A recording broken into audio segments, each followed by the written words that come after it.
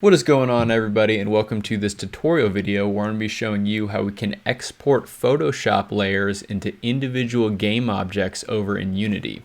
So in Photoshop here, I've created this little scene for a game that I was working on a little while ago. And as you can see, it has all these layers that are all nicely named and everything. So if I go to the outhouse layer, I can kind of turn that off, and the ranger station and the sheriff. So you'll see these things are all in different layers.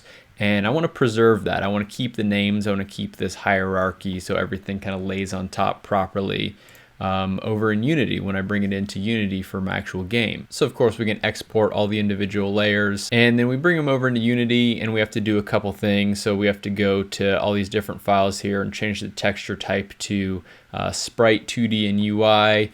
The files that I'm using are pretty big, so we're going to change the max size, so that's the maximum dimensions of the photo. And then we're actually going to have to create a game object for each one. We're going to assign a sprite to it. We're going to set the name, and we're going to set the order in the layer. And none of this stuff is really difficult, but it just takes a long time. And so if we have a scene that has, this scene has like 22 layers, so you can kind of multiply the time out, and it takes quite a while. And especially if we're setting up a bunch of different scenes, it's going to take a long time. But I've actually created a tool, and I'm going to be using that in conjunction with a Photoshop tool. And we're going to be able to easily export all the layers to PNGs. And then when we have those PNGs, we're going to be using a tool in Unity, which generates all these game objects automatically for us. And I'll show you on my watch here. I actually timed it. It took me 1 minute and 28 seconds to export everything from Photoshop and bring it over into Unity with everything set up exactly how we wanted. So this is a nice tool that's going to save us a ton of time, and I'm going to be showing you how to use it right now. So anyways, I'm just going to go ahead and clear out everything that we currently have here in Unity. And so we can just start from pretty much a blank project, so we're all kind of on the same page here. Now we're going to start over in Photoshop, and we're going to be running a Photoshop script. And I can't take credit for the creation of this script, but I did make some of my own modifications to it so it works with the tool that I've made in Unity. And so the Unity tool, that's something that I made completely on my own. And today's video, I'm just going to be showing you how to use it. But in a video that I'm going to be putting out later this week, I'm actually going to be showing you how I created that tool and go into the actual details of how it works. So make sure you subscribe to the channel so you don't miss that video, as well as other videos regarding Unity tool creation. If you found this video helpful, make sure you leave this video a like. If you have any questions for me or suggestions for future videos, feel free to leave those down in the comment section below. So let's jump into actually using this tool here. So the first thing that we're going to want to do is we're going to run the Photoshop script. Now the easiest way to access this script is to put it into your program files where you have your Photoshop is actually installed. There should be a subfolder called presets, and then under that another subfolder called scripts.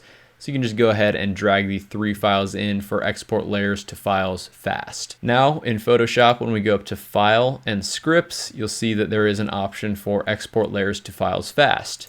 So we can go ahead and click on that, and then it'll open up here. Now this tool is pretty straightforward, but there are a couple things that I'd like to point out for use with the tool that I've created in Unity.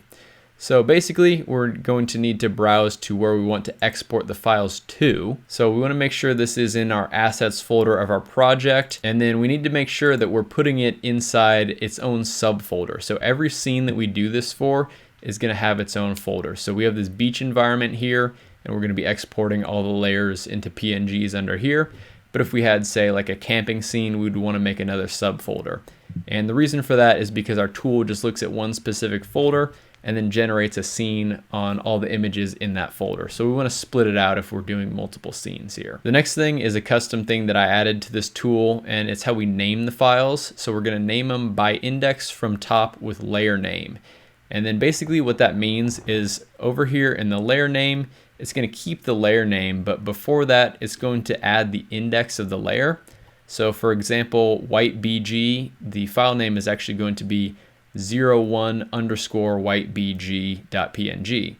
Now for beachline, it's going to be 02_beachline. and then it's going to go just all the way down the list. And we need to have that index before so we know where it sits in our layer hierarchy. We want to make sure that we do not have any of the checkboxes select for grouping as folders, because my tool currently does not work with it grouped as folders. For trim, we're going to select no trim, so all the files are basically going to be the full dimension of our Photoshop document here. So then when we lay everything on top of each other, it's going to appear exactly how we have it here in Photoshop. And then lastly, we're just going to make sure our file type is set to PNG 24 and that we have transparency selected. So then once we're sure that everything is set up as we'd like, we'll just go ahead and hit run here.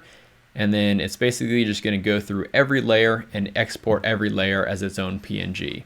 So this will take a second, so we'll just go ahead and let it do its thing. And once that operation has been completed, we can just go ahead and click OK here. And then we can jump over into Unity, and you'll see that it starts importing all the assets that we just exported from Photoshop here. So as you can see, we now have all the PNG files in our beach environment folder. Now pretty much all we need to do is just run our Unity tool.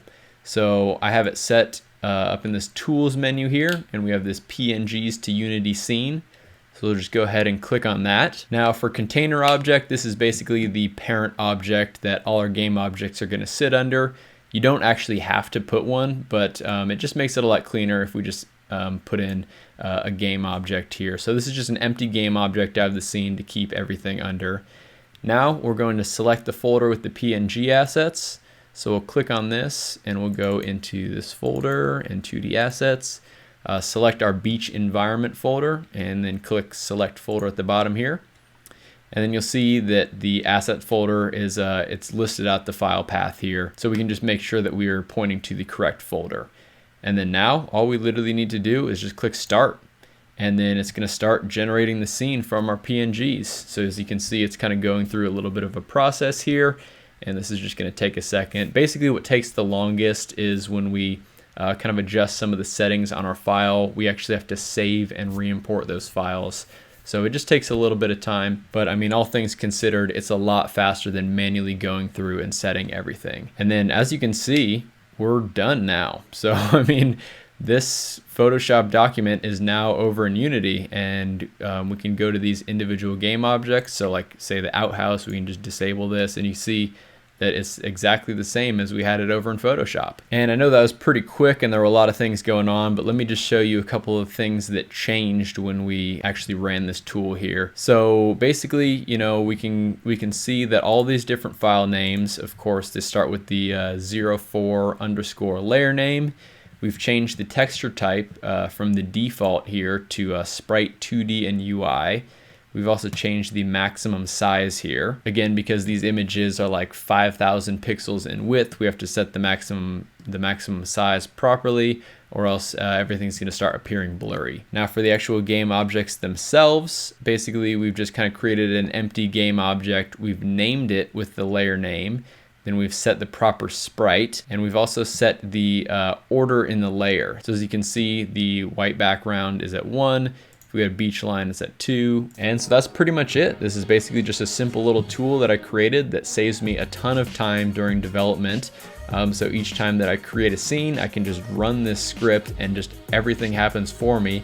And I don't need to worry about if anything is slightly off and if I'm forgetting about setting any certain values or anything like that. And I just wanted to share it with you all. So again, hit those links down in the description to download this tool for yourself. Also make sure you subscribe to the channel so you don't miss the video where I'm actually going to be showing you how I created this tool and some of the complexities that are hidden behind that simple little interface. And again, if you found this video helpful and you think this is a cool tool, make sure you hit that like button.